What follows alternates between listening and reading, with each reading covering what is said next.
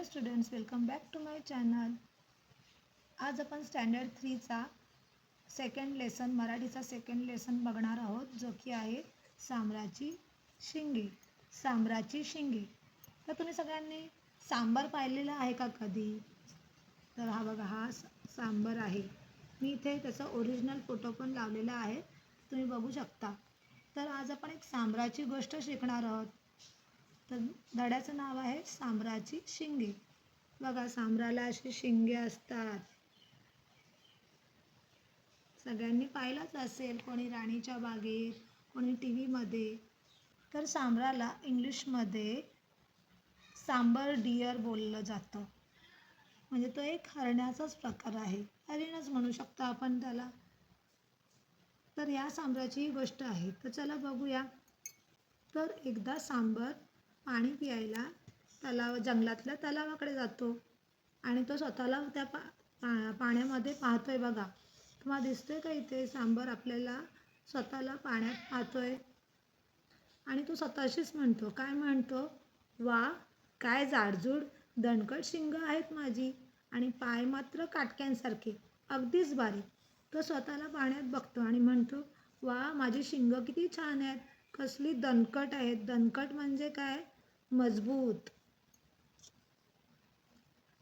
पण तो त्याच्या पायांकडे जेव्हा बघतो, तो म्हणतो की माझे पाय मात्र काटक्यांसारखे, अगदीच बारीक आहेत. काटक्यांसारखे म्हणजे ज्या वाळलेल्या फांद्या असतात ना झाडाच्या, त्या कशा होतात तसे त्याला त्याचे पाय वाटतात. त्याला त्याची शिंगं खूप आवडतात. मग पुढे काय होतं, नंतर काय होतं, तुम्ही इथं चित्रात पाहू शकता की इथे सांबराला वाघ बघतो आहे आणि मग पुढे काय होतं माहिती आहे का? वाघ त्याच्या पाठी लागतो आणि सांबर धावायला लागते आणि तेव्हा सांबर काय म्हणतो बघा, अरे बापरे वाघोबा, मला माझा जीव वाचवायला हवा. तो म्हणते, अरे बापरे, वाघोबा कुठून आला? आता मला माझा जीव वाचवावा लागेल. म्हणून तो पळतो जीव वाचवण्यासाठी. पुढे काय होतं बघा, आणि थोड्या वेळाने काय होतं, त्याची जी शिंग आहे तो धावता धावता झाडांच्या वेलीमध्ये अटकतात आणि म्हणतो, तो काय म्हणतो बघा, पळता पळता माझी शिंगे तर या वेलींमध्ये अडकली. आता बघा, त्याची शिंगे एवढी मोठी होती आणि त्याची शिंगे बघा कशी आहेत अशी. तर मग त्याची शिंगे धावता धावता वेलींमध्ये अटकतात आणि चांगलीच अटकतात. इथे बघू शकता बघा, तो किती प्रयत्न करतोय काढण्याचा, पण ती निघत नाहीये.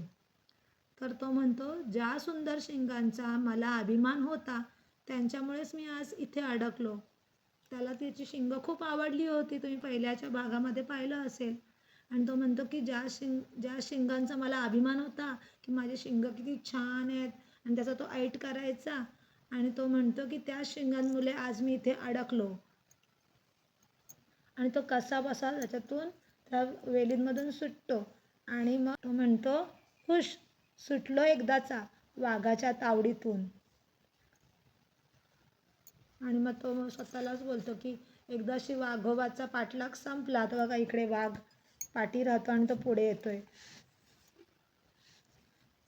तर मग पुढे तो म्हणतो, माझ्या या काटक्यांसारख्या दिसणाऱ्या पायांमुळेच आज मी वाचलो. तो म्हणतो की आज माझ्या या काटक्यांसारखे जे पाय मला आवडत नव्हते, त्याच पायांमुळे मी आज वाचलो, कारण की त्याच पायांमुळे तो खूप वेगाने धावू शकला. म्हणून तो बोलतो की आज या काटक्यांसारख्या दिसणाऱ्या पायामुळेच माझा जीव वाचला. तर मुलांनो, तुम्हाला या गोष्टीतून काय शिकायला मिळाले? कधी कधी आपण खूप आपल्याला ज्या गोष्टींचा रुबाब नाही करायला पाहिजे त्या गोष्टींचा रुबाब करतो. जसं की कोणीतरी खूप सुंदर दिसतं आणि मग तुम्ही त्याच्याशीच मैत्री करता, पण एखादा मुलगा हुशार असतो पण दिसायला छान नसतो, तर त्याच्याकडे ती कला तुम्ही बघायला पाहिजे की तो खूप हुशार आहे. कोणाचं हँडरायटिंग सुंदर असतं. तर प्रत्येकाच्या मध्ये काही ना काही दोष असतातच असतात. तर आपण ते दोष न बघता त्याच्यामध्ये चांगल्या काय गोष्टी आहेत ते बघायला पाहिजे. आपल्याही गोष्टी तुम्हाला तुमच्याकडे पण असलेल्या काही गोष्टी आवडत नसतील की देवाने मला असं का केलं, तर मग त्या नका बघू. देवाने तुम्हाला काय चांगलं दिलं आहे त्याच्याकडे तुम्ही लक्ष द्यायचं असतं आणि त्याचा आपण आयुष्यात वापर करायचा असतो आणि देवाचे नेहमीच त्या गोष्टींसाठी आभार मानायचे असतात. तर तुम्हाला ही गोष्ट कशी वाटली आणि जर तुम्हाला समजली असेल तर व्हिडिओला लाईक जरूर करा आणि पुन्हा आपण दुसऱ्या लेसनमध्ये मिळूया. तोपर्यंत बाय.